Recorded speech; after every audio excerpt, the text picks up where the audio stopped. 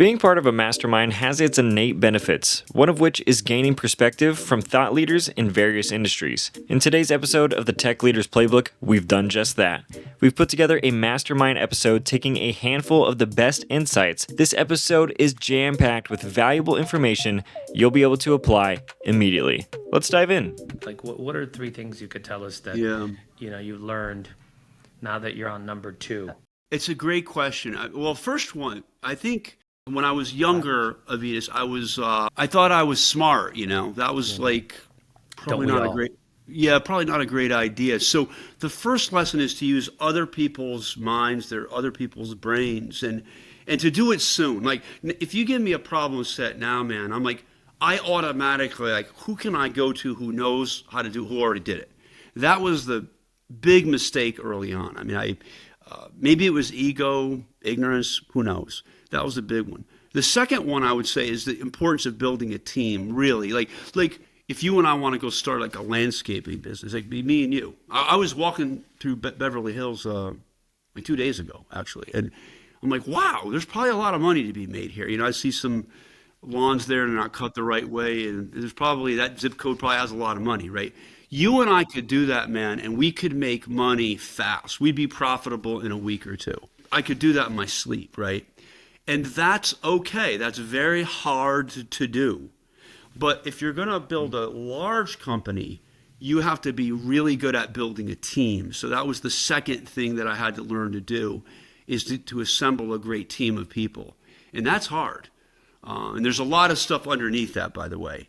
But I would say those are the 2 lessons I learned. I mean, maybe the third one, I'll throw one in just to give me your number, is there's a lot of misinformation around entrepreneurship. Like, if you and I went to high school chemistry or something, or I don't know, whatever we did together, and we could do 2 + 2 = 4. That's probably true, right? Like, okay, 2 + 2 = 4. If you combined this chemical with that chemical, you're going to get that. Yeah. With entrepreneurship, there is a lot of misinformation, massive misinformation.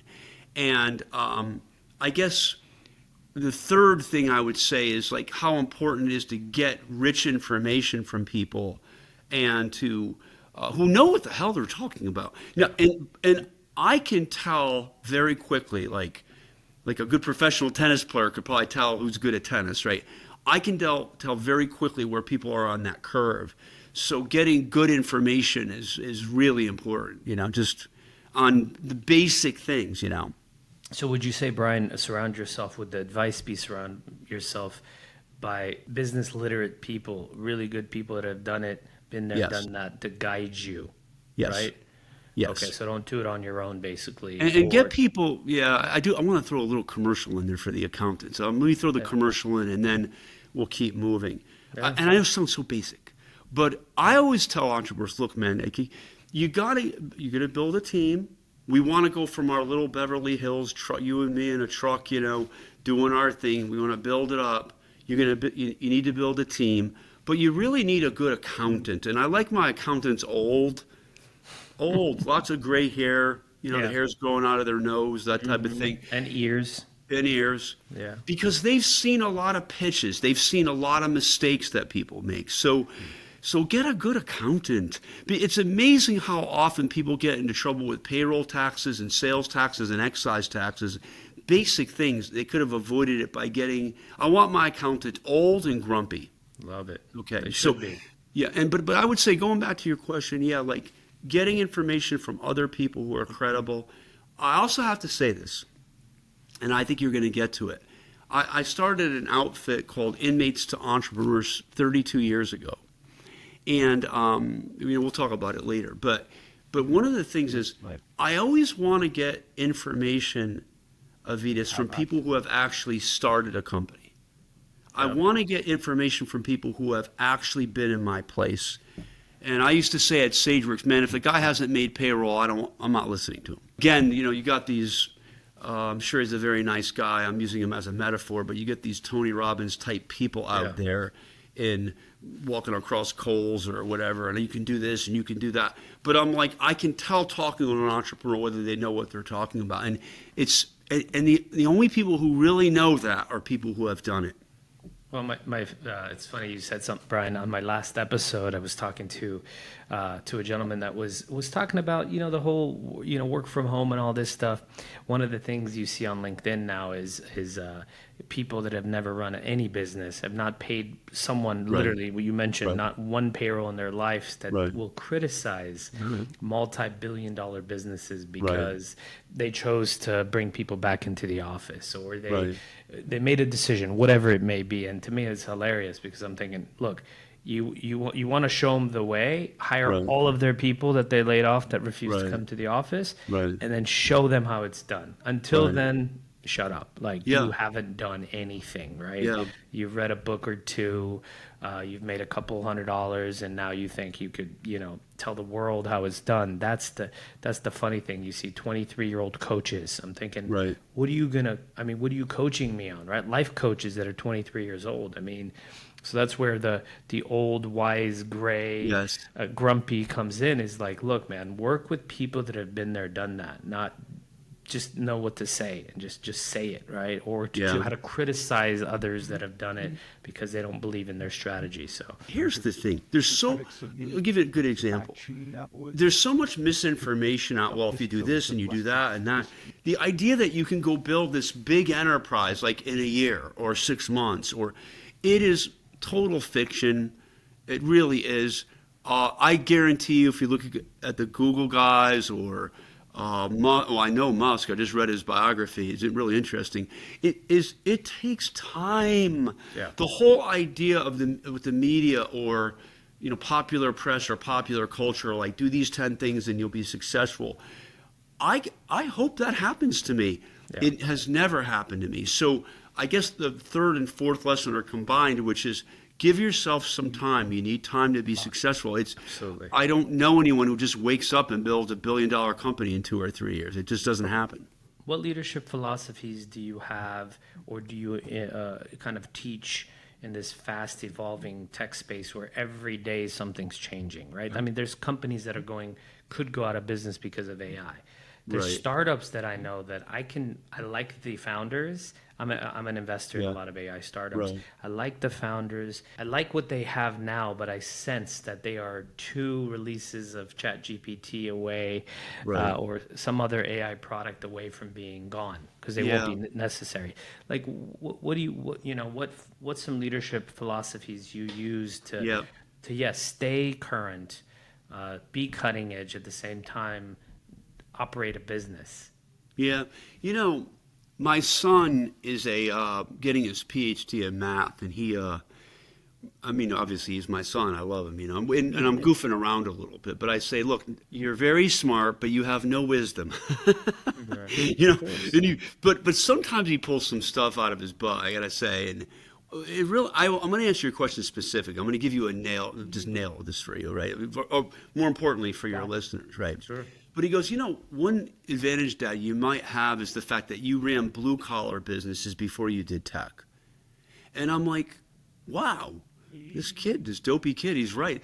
That's true, because you learned the basics. Yes. Example, back in 2001, I mentioned this. We had literally 2.5 employees. It was crazy. And we licensed to this small outfit called Intuit. You're in California. You've probably heard of them, right? Well, we use them. Yeah. Yeah. QuickBooks, Quicken. One of their headquarters is down the street from us. Oh, really? Yeah. Yes. Their big ones, of course, as you know, is in Mountain View. But QuickBooks, Quicken, TurboTax, those guys, right? Sure. Well, we licensed to those guys when we were tiny, just a small little company. And the one thing I learned at Intuit is monomaniacal focus on the customer. Mm-hmm. They're crazy. I could tell you stories of stuff that they've done. Crazy. As business people, we all want to think we do well with customers. Very few businesses are awesome at customer. And even at SageWorks, man, we were selling to banks. I drove across the country, and it was very nice to see the CEO and the president of the bank, and thank you for licensing the software. It's nice to meet you. Let's go get lunch. But I always wanted to talk to the user. I always want to talk to the guy using the application, watching them use it. What I'm saying, to answer your question, is yes, we've got AI. Yes, there will always be technology advantage. But if you are incredibly focused on the customer and the user experience, whether the user experience is software or eating a cheeseburger, I don't think you have to worry too much about AI. Now, there are certain businesses where, AI, could replace them. I think you're right. Yeah. But the biggest thing that I have learned in my career is that there are very few businesses that get customer really well. We have our software engineers meeting physically. We're a video company. Yeah. We have our engineers meeting physically and our product managers with our customers. Wow. I'm like, and why? Because I want you to go see the person's environment, Absolutely. see their personality. What are the struggles they're having? You're going to be able to take all kinds of data inside of you when you do, like the Japanese say, get belly to belly with the customer. So literally, like my last company, we made the engineers go out and meet with the customer. Amazing. And people are like, oh my goodness, this is a waste of time or whatever. No, at the very minimum, you're learning that customer is a real human being. It's huge. They're Solving real. real Like problems. Avitas, you're not. I forgot to call you, by the way. I forgot you were in LA, and I remember our little Next time. pre thing, right? But like you're a real person, right? You got real like if you get out with that customer, you're going to humanize that customer experience much better. And I'm telling you, I've been around the block. Not many businesses get that. Brian, let's actually unpack that, because you're absolutely right. I mean, again, customer engagement is huge. Customer obsession is a great word, but you've given me one thing: is get everybody to actually meet the customer. Yes. Give me some other things that businesses could do right now that are super doable for anybody, any business, to get closer with their customers. Because I do agree, the more technology we have, the less need we have to physically meet these people. But what Oh my a miss. God, you're getting me, miss. dude. You're getting me fired up. Oh my, you shouldn't even have said that. I keep telling everybody at our company, you guys want to replace customer service with CRM systems. I built one. You want to replace customer experience with Jira, a bug logging system. You cannot replace customer experience without getting with the customer. So you could pick up a phone and, hey, Avitas, how do you like my cheeseburger? How do you, after they fainted, right? Because nobody ever calls them for the feedback. They're going to give you very rich feedback. By the way, I don't I don't know the owners. But I go to California. And half the reason I go to California is for In-N-Out Burger. Wow.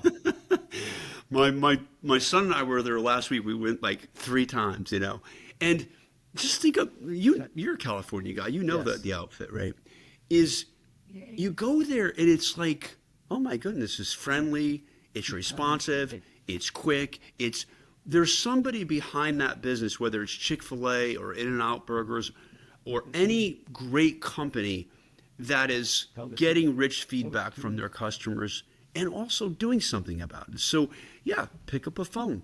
How do you like my cheeseburger? Or whatever you can do to get rich feedback directly from the customers. Now, one other thing, I have been an entrepreneur, I guess an owner, right?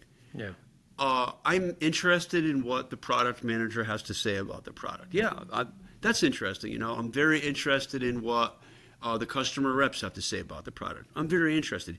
But nothing replaces the need for me to talk directly to the people. Brian, you're dead on. What are the core principles or strategies you found effective in helping all these companies survive and thrive in achieving rapid growth? Like, what do you look for? It's a really good question, because what I find is originally I took great pride in the fact that I learned how to sell as an introvert. And I think especially in the technology sector, there are so many introverts there in that sector, or they overcomplicate the sales process with this obscene amount of jargon. I mean, a lot of times I end up talking, I do a lot of sales kickoffs. As a matter of fact, Selling Power Magazine just listed me as Sales Kickoff Speaker of the Year. And I just talk about removing the jargon and sharing stories that include the jargon, but a far more of these emotional roller coasters, very similar to the story of how you met your husband or wife, right? These most emotionally compelling stories, not just jargon.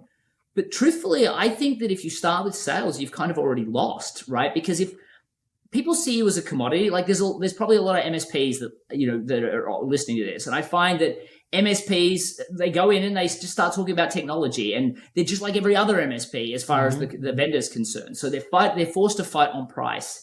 And, I will tell you, and you know what, actually, let me give you an example totally outside the scope of technology, and then I'll come back to some real tech examples. But there was a language coach that I worked with that was out of California, and she taught kids and adults Mandarin. So if you think that, that technology is commoditized, wait until you try language consulting. Like there were people moving into her area trying to charge $30 to $40 an hour for private consultation. There were people in China offering to do it for $12 an hour on Craigslist. And now there's technology in San Francisco. I'll teach you Mandarin, you teach me English. We just won't charge anyone anything. So she comes to me and she's like, Matt, can you tell me how to sell more effectively to close deals at the $50 to $80 price I'm used to?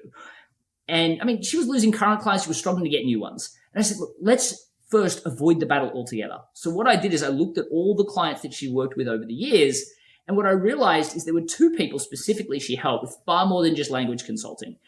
These were executives being relocated across to China. And she helped them understand things like the difference between e-commerce in China and the Western world, the importance of respect. Like you can't learn the language. You've got to reduce your accent, how to handle a business card, why it matters so much, and the importance of rapport in China. Like they want to meet with you 5 or 6 times, probably see you drunk over karaoke once or twice before they even discuss business, as opposed to like at the end of 45 minutes here saying, do you want to move forward, and getting yes, no, or do you want to think about it, right? So I was like, you're doing so much more for these people than just language tuition. What are you doing? And what I find is people get so stuck in their functional skill. So for the people listening, I promise you, no one continues to pay your bill or recommends you to someone else unless you provide something that they see as uniquely valuable. Like no one says, oh my gosh, you've got to try this company. They do everything exactly the same as everyone else. It just doesn't happen. Everyone's got unique competencies. And for her, Wendy, this was what hers were. And I said, is it fair to assume you're stuck in your functional skill? What if we were just saying that you were going to be able to make these people more successful in China? And she's like, that's the point, right? I said, great. Then let's call you the China Success Coach. Forget about Mandarin education for a second. Let's create what we ended up calling the China Success Intensive, which worked out to be a 5-week program that she worked with the executive, the spouse, and any children being relocated to China. This is what I call a Trojan horse package, a really short-term deliverable with such a high reward that they'll continue to hire you for everything later. This works amazingly well in the technology space as well. So she's like, well, I love the idea, but who do I sell it to? What she's asking is, who do I go networking to meet? Who do I digitally market to? And I said, well, who do you think? Everyone always thinks the obvious. The executive was her first choice. And I know, I was terrified moving from Australia to the US. That was terrifying for me. But I said, it's not your ideal client. She's like, well, then the company would pay. Makes sense. They've got millions of dollars often riding on an executive being successful. I said, I don't think so, though. I think your ideal client is actually the immigration attorney. Now she looks at me like I'm speaking a foreign language. I'm like, think about it. These people make $5,000 to $7,000 for doing all the visa and paperwork, the bureaucracy that comes with that. They'd be lucky to make $3,000, especially after they pay often to get a client, which isn't cheap. I said, so just offer them $3,000 for a simple introduction. So instead of going networking for clients, she went networking to meet immigration attorneys. They love the idea, like double my income for a simple introduction. Sure, what have I got to say? She just had them say, congratulations, you've now got your visa. I just want to double check that you're as ready as possible to be relocated to China. And she would just have them respond. Obviously, the executive would say something like, yeah, I think we're set. We've got our place sorted now. We've got, our visa. Thank you. We're learning the language. Kids are getting pretty good at it too. I think we're set. And she would just have them respond with, there's actually a lot more to it than that. I think you need to speak to the China Success Coach. She'd get on the phone with the easiest sale in the world. They were terrified to go. The company was motivated to pay, recommended by their attorney. She was able to charge $30,000 for this 5-week program, minus a $3,000 commission check. She made $27,000 for the easiest sale in the world, all by looking at the market differently and saying, how can I create a unique message based on my unique competencies and then specialize on a specific outcome? Everything else, like sales, becomes easy at that point. right? For instance, I say, I don't call myself a sales trainer, a marketing coach, or an introvert specialist. I say I'm the rapid growth guy.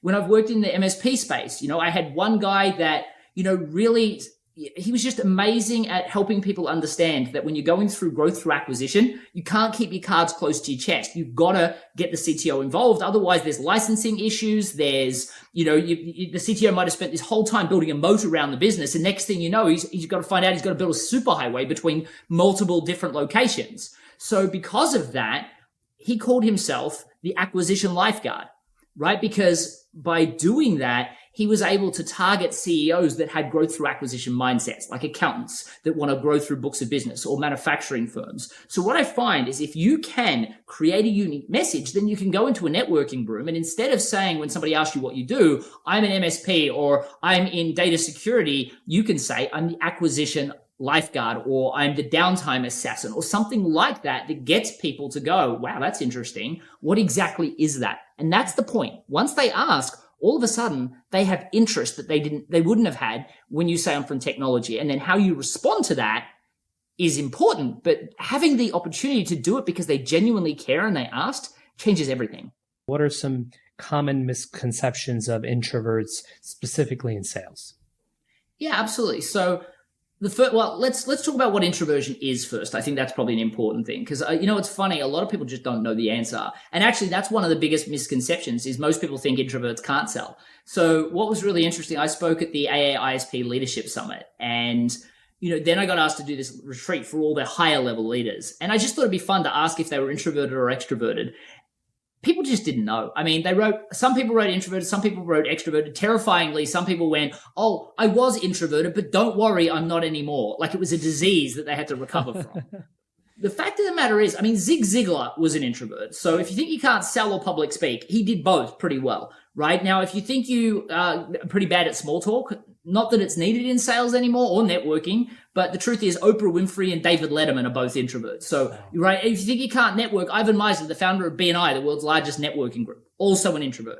So I think that most people see successful people and project extroversion upon them. And I think that's one of the biggest mistakes, right? Because a lot of people see poor Johnny as an introvert, so that we won't focus on helping them. We'll focus on the natural salespeople. And that's a big mistake. You're going to have a Zig Ziglar in your midst. Right. So the thing that I want people to understand is introversion simply is just where people draw their energy from. Yes. If you draw your energy by being by yourself, then you're introverted. If you charge up by being with other people, extroverted. Now, some people get confused because they're like, well, I used to find, it really exhausting going to networking events, but now I really enjoy them.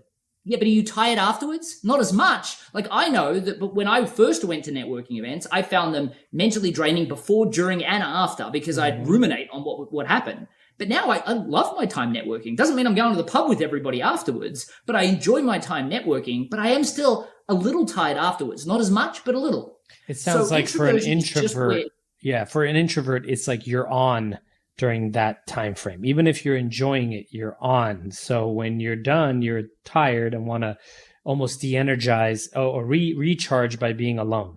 Correct? Exactly. That's exactly it. And that's where people get it wrong because they're like, oh, I must be becoming more extroverted because it's not tiring me out as much, or I don't feel that tired afterwards. They're still slightly tired, right? Now, people get it wrong with like public speaking. Everybody's scared of public speaking, right? Now, I find getting on stage and the first thing I do is tell a story. Everybody's brain's synchronized thanks to the reticular activating system. And now I feel calmer, right? So again, strategy can help with that. So why did I write the book? Well, the first book and on sales and the networking book were written for different reasons. The sales book was because I kept saying somebody should write a book on introverted sales. Like I didn't want to write. I had a reading speed of a sixth grade. The last thing I wanted to do was write a book.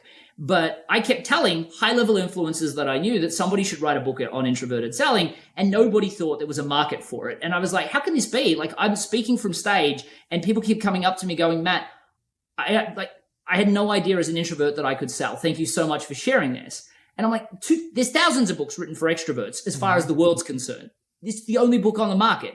So what happened was I actually worked with a ghostwriter that struggled to sell his package for $20,000. And I worked with him, and in the space of like 6 weeks, we'd put his prices up we'd put his prices up from 20 to 40,000. Wow. And he'd closed 2 deals within 6 weeks. And by the end of the year, it was October, he'd made $120,000. He'd made 17 up until then. It's in your book. The following year, we put his price up to 50,000. He made 300,000. He now charges $130,000 for his ghostwritten books. Wow. And he's booked out till mid next year. So he was like, Matt, you need to put these ideas into a framework, into a book. And so he convinced me to do it. And I think if I had known the reality of, I may not have done it, because he sends you 5,000 words. I listen to it with a robot voice because I can't read that well. And then I write 3,500 words of notes. Then we go to the next chapter. Then we go to the next chapter. Then he sends you the 50,000 word manuscript that I listen to with a robot voice. And I write 25,000 words of notes. It was a Herculean, and no one likes Zara's voice. I had to listen to it for days on end. Wow. The second book was really because there was a kid that picked up the sales book that was the father had left it on the coffee table, and he'd read the book cover to cover, and he decided that if I could systemize the sales process, he could systemize the process of making friends. The book's not even about that. Wow. And he carried it around at school, and he was like one of those kids that had the hoodie on, never made eye contact. Mm-hmm. The hoodie's gone. He's making eye contact, making friends with the popular kids. And then there was a girl in the picture. Now he's gone off to college. He's a happy kid. And I realized that so many people struggle with that dialogue, and it can be so systematic, especially in the networking room. And I just realized it had to be written. But I mean, I couldn't have predicted that it would have sold, 100,000 copies and be in 16 languages. It was just, nobody wrote a book on the fact that introverts have the edge when it comes to sales and networking, as long as they don't see themselves as second-class citizens. They just see that their path to success is different, and they lean into their natural gifts as opposed to being more extroverted or trying to be more extroverted, which is a recipe for disaster. A lot of times the first thing people focus on is price. What's the cost? What's the price? Let's talk about that. Let's talk a little bit about quality versus price versus speed, which is something that most people want all three. It's kind of tough to do that. How do you deal with that concept? Yeah, well, first of all, let's just be clear. Outsourcing is not necessarily offshoring. So a lot of people think outsource India. That's the first thing that comes to mind, or Ukraine.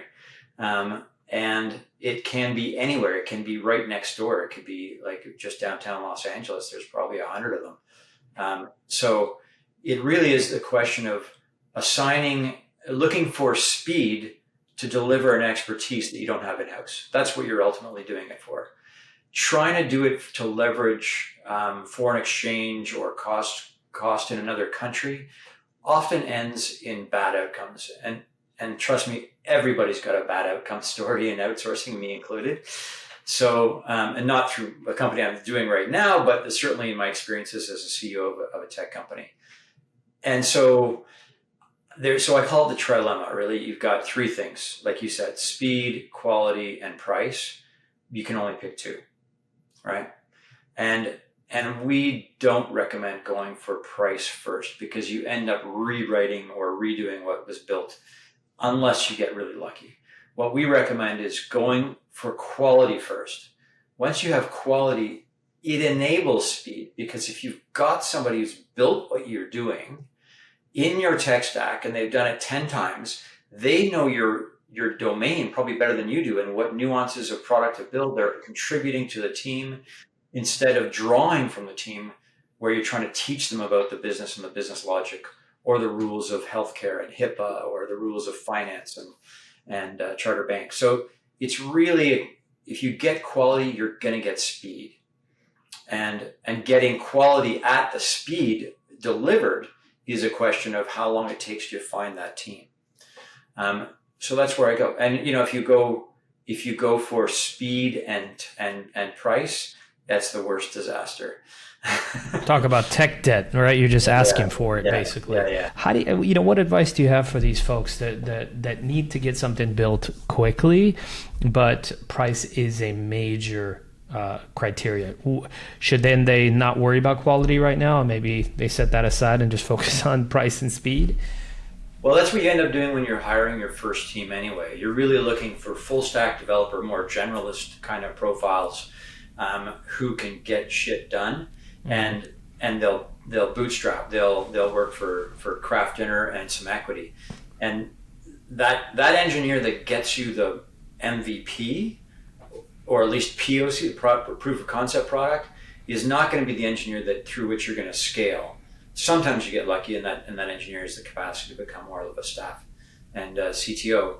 But generally, the product that you build to get to product market fit is filled with technical debt because you've done so many iterations based on so many customer needs. That's inevitable. That's just part of the growth cycle.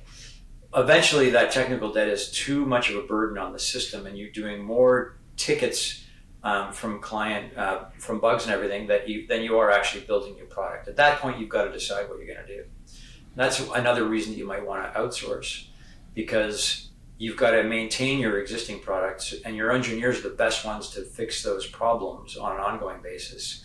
So you bring in another team to build at scale something, and only if that team has built something similar and they're not having to learn the rules of the business, etc., like I described earlier, would you assign them perhaps on a new platform? I mean, a lot of people start on Ruby, and that gets pretty clunky after a while. So you want to move to a much more scalable framework, and then you've got to need a whole new engineering team.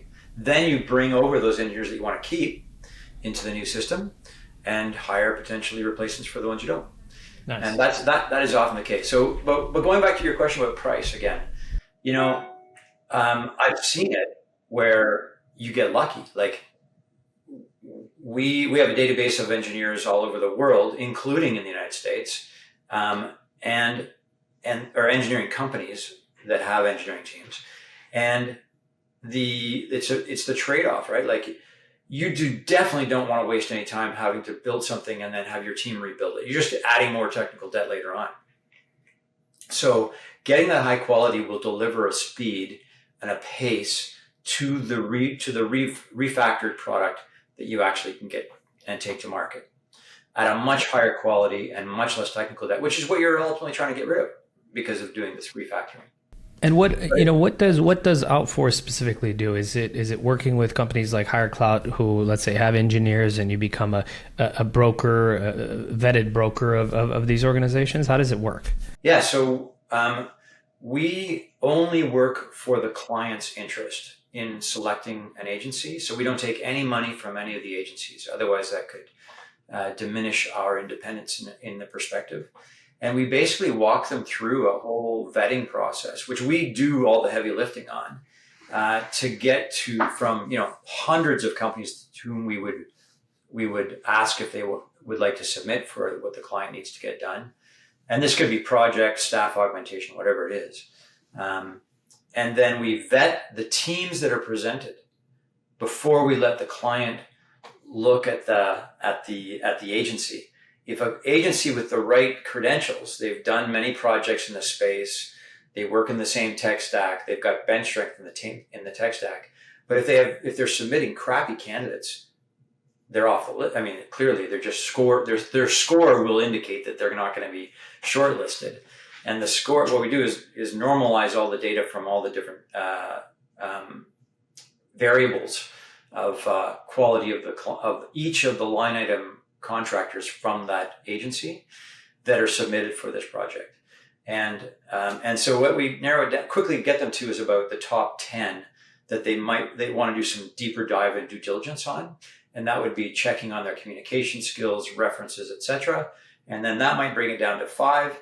And so my client only needs to deal with the best agencies in the world out of literally, we have 80,000 that we start with. So we quickly narrow down based on a bunch of those tags. But, taking a 6-month project really in solicitation and reviews and everything down to the last 5, we generally get out of those 5, 3 companies that have a team that has built 4 at least projects in the same domain, and they've worked together and they're ready for their next project.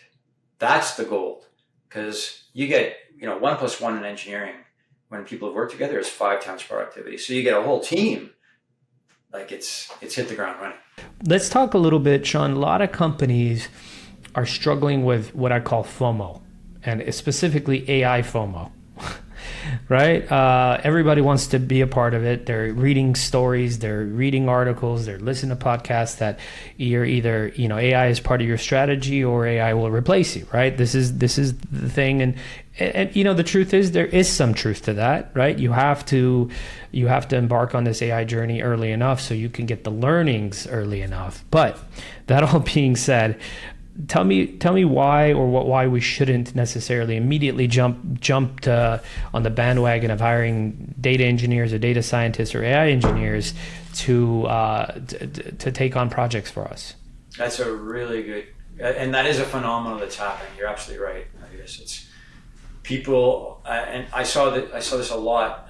I was bringing in data scientists from South Africa and the Middle East, where they're just genius mathematicians, to Canada back in 2019 and 2020 before COVID, and some of these companies would just hire them because they needed a data scientist on their deck to get the money raised, right? And what happens is they sit on their thumbs, and this is still true. Like the CEO of some company is saying, "Hey, what's our data? What's our AI strategy? Get on it!" And they figure they've got to go hire somebody who understands data.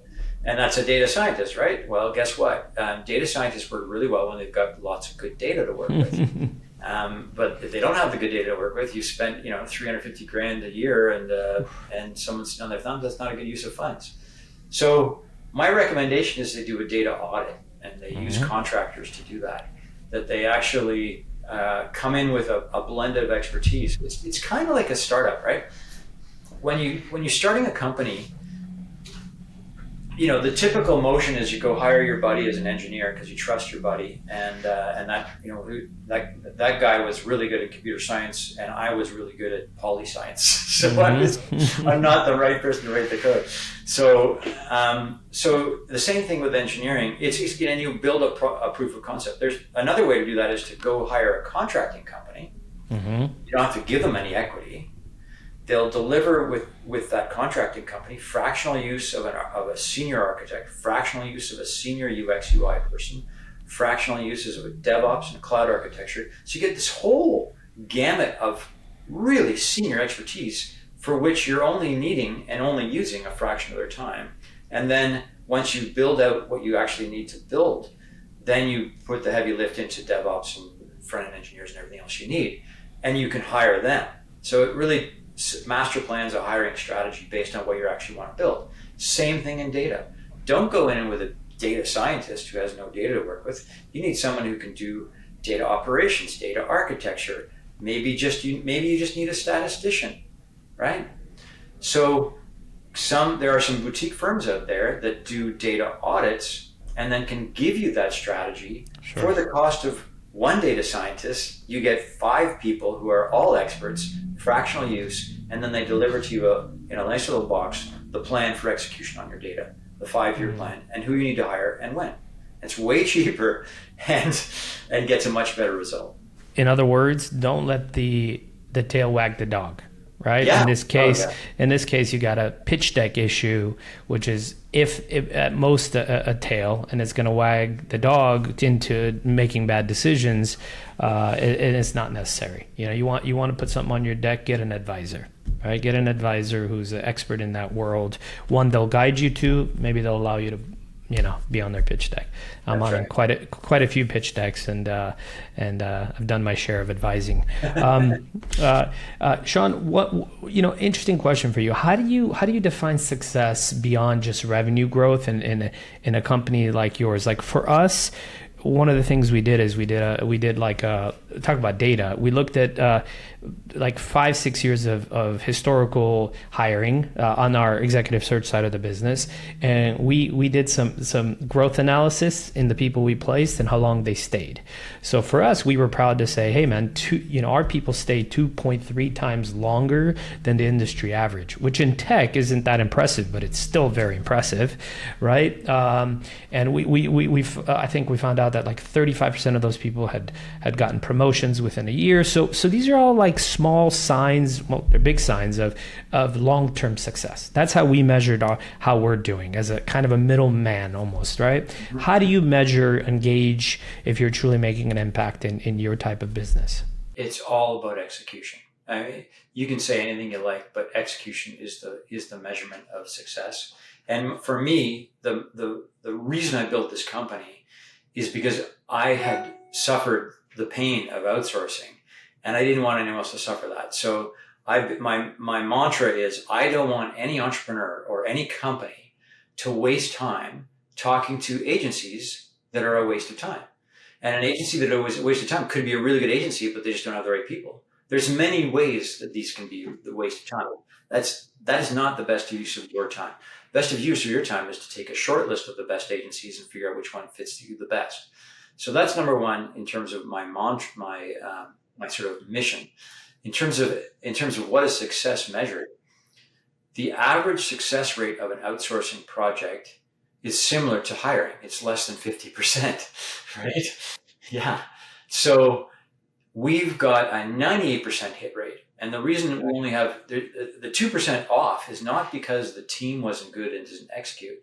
It's because one or two of the people that are selected in the team that the agency has hid in the interview process their soft skills, right? That technically, obviously, the resumes all worked out.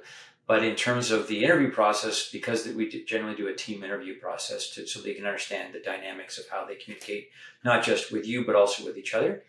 Our clients are welcome to do one-on-one interviews after that, but sometimes somebody can hide in that process and they might not have the soft skills. They might be not demonstrative enough, or they don't take criticism well. So it's really not their technical skill, it's their team skill. And you can only find that out after execution.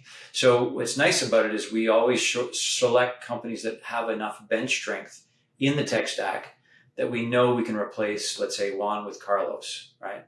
Or Yuri with Igor. So there's all kinds of ways that we mitigate against that risk. So that's number one, is we have a 98% hit rate versus a less than 50% in the market. Number two is speed. We take what would normally take somebody on their own with a limited data set 6 months before they selected, onboarded, and started having production. And it might take them 3 months before they realize they got the wrong team. So you could have a 9-month disaster. And it's not the money you lost, it's the time you've wasted. In our case, we can get a team presented, or many teams presented, so you're dealing with a short list, within 3 weeks, based on the scalability and the rapidity of our repeated process. We know what bullshit factors to look for real quick. We filter that out and we get to the short list real quick. So, comparing what it would take to build your own team, 9 months, 3 weeks, and 98% hit rate. That's our success metrics. That's huge. And that brings us to the end of another great episode of the Tech Leaders Playbook. I want to thank you for joining us and hope you took away some valuable insights to apply in your professional journey. Don't forget to subscribe on your preferred podcast platform so you don't miss out on the next great conversation. I promise it'll be good. If you enjoyed today's episode, we'd appreciate if you could leave us a review. Your feedback not only helps us improve, but also help others discover the podcast.